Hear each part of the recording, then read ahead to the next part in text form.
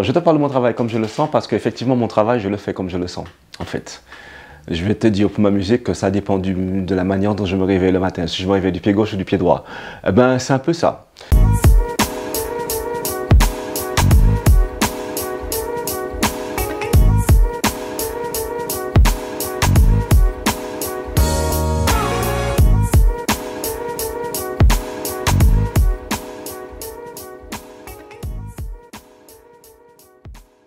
Mes projets arrivent des fois bêtement, hein. Des fois je suis en train de faire la vaisselle et je regarde par la fenêtre de la cuisine. Et puis la lumière du matin peut-être ou du soir, ou des fois là j'aime bien la lumière du matin vers 8h, 8h30, il y a une très belle lumière rasante qui découpe très bien les ombres, qui découpe très bien les détails au niveau de la couleur, des perceptions des choses. Et en fait je vais pas avoir des flashs en fait, c'est-à-dire que je m'extasie, enfin, je n'ai pas en relation, ce serait peut-être un mot trop fort, mais comment on peut dire ça? J'aurais pu appeler une pièce comme ça aussi, en méditation, voilà, devant bout de terre en fait. Et puis il y a des idées qui viennent, et puis les couleurs viennent, m'apportent des émotions, m'apportent des choses, et puis voilà, vient d'être un projet. Ça peut être une réflexion menée qui arrive lors d'une discussion avec d'autres artistes. Ça peut être une rencontre avec d'autres gens, des gens de ma vie privée, des gens, mes enfants. Ça peut être ma compagne, ça peut travailler. Moi, je vois quelque chose et puis du coup, ça déclenche chez moi une idée ou l'envie de produire quelque chose. Je fais de la photographie, je fais de la peinture, je fais de la sculpture, je fais des installations. Des fois, j'aborde mon travail de façon très conceptuelle, d'autres fois très intuitive. Ma peinture, notamment ma peinture, je travaille de façon très intuitive. En même temps, je mets en relation. J'aime bien que s'entrechoquent en fait des fois des notions, des fois des images, des fois aussi des réflexions concernant soit le support, soit la matière, soit la lumière. Donc j'ai pas vraiment de plan défini en fait.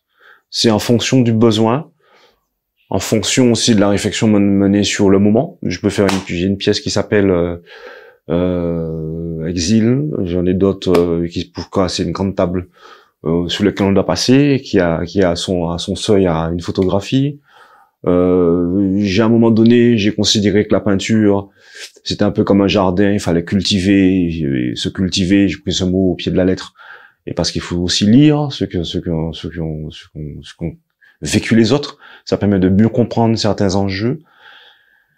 Et jardiner, je me suis mis à créer un jardin, à créer des plantes, fictives ou non, à laisser les plantes périr, à jouer à l'apprenti sourcier avec des plantes à fleurs, avec de l'encre alimentaire, les changer de couleur et voir qu'en fonction de l'intensité de la lampe UV que je mettais, c'est les couleurs que j'avais proposées n'étaient pas forcément celles que j'avais à l'arrivée. Ces mêmes fleurs, je les récupérais, je les frappais sur des supports pour obtenir du dessin, autre chose. J'avais d'autres choses à découvrir. En fait, je considère en fait que l'acte de création, c'est une aventure. J'appelle souvent des pérégrinations en fait. C'est un peu comme un enfant qui joue, qui découvre des choses.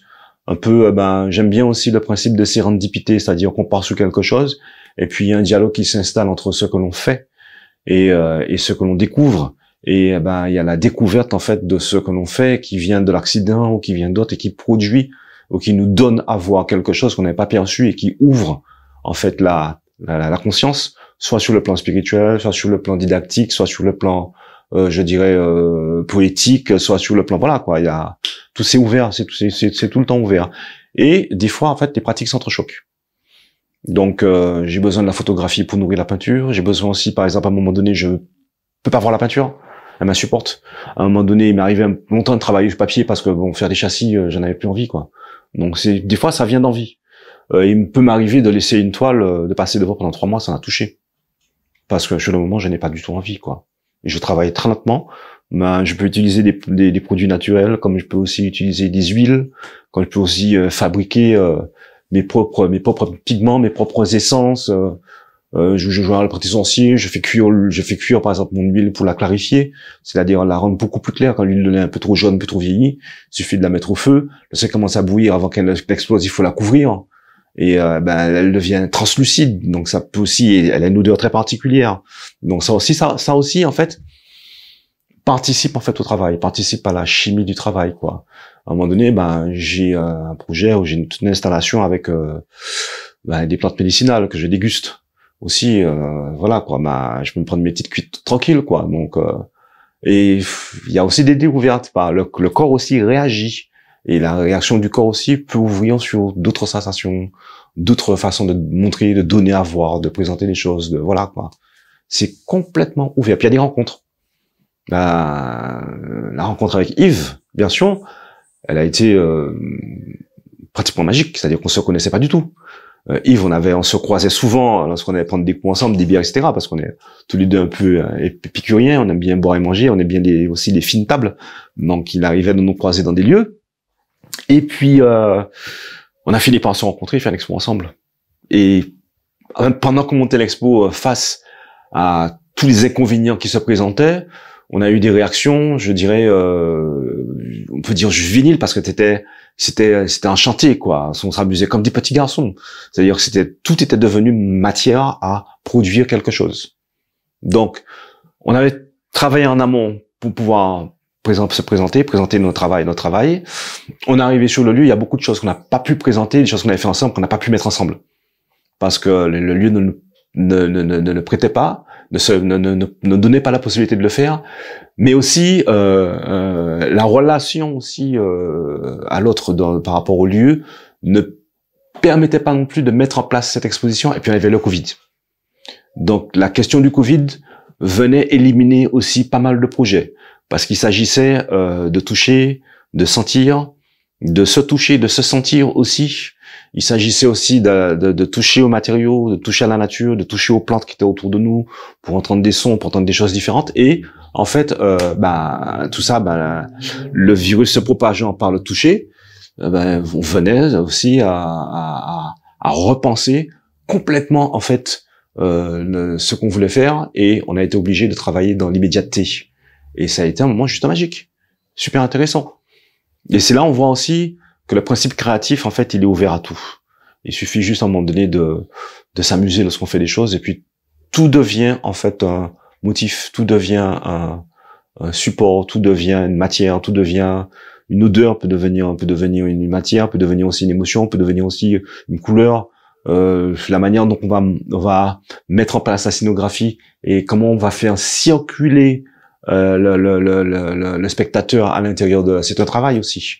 Donc ça aussi, et la lecture comment les œuvres vont se répondre, il y a tout ce travail-là aussi à mettre en place, et avec Yves, ça a été tellement fluide que voilà quoi, ça a été sympa quoi.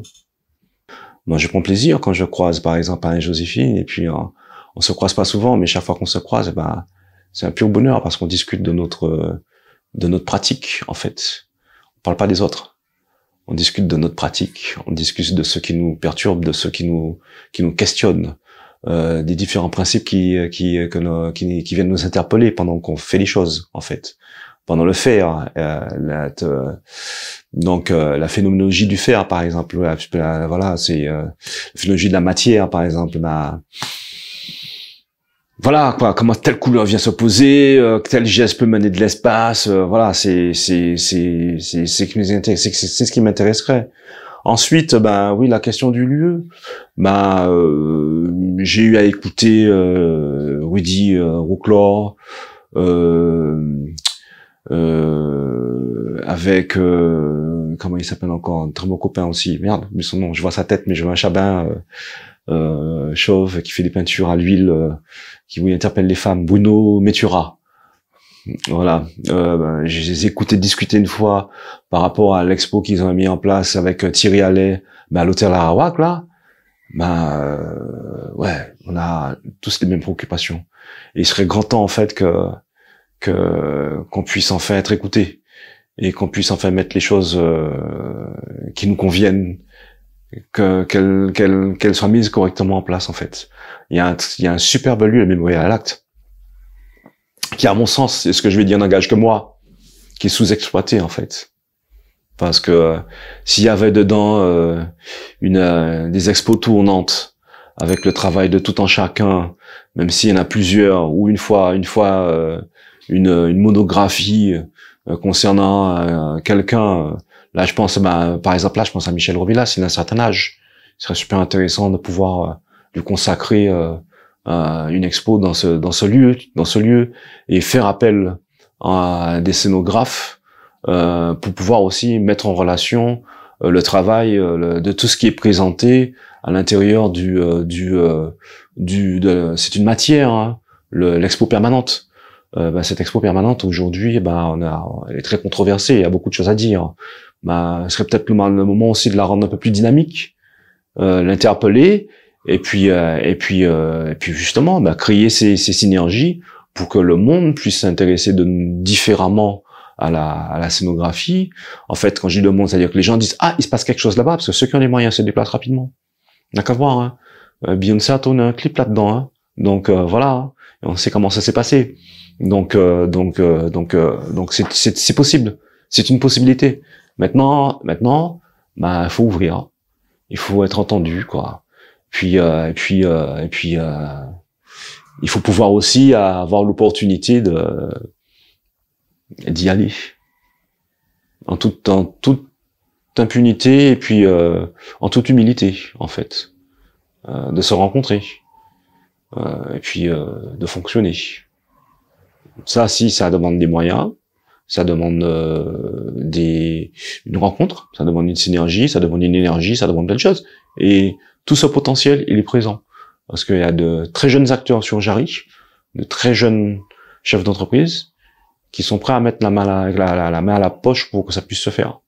Mais voilà, c'est que il y a une dichotomie un fossé, du moins, je vais pas une dichotomie, je dirais plutôt un fossé entre le monde culturel et puis le monde de l'entreprise et le monde politique, quoi.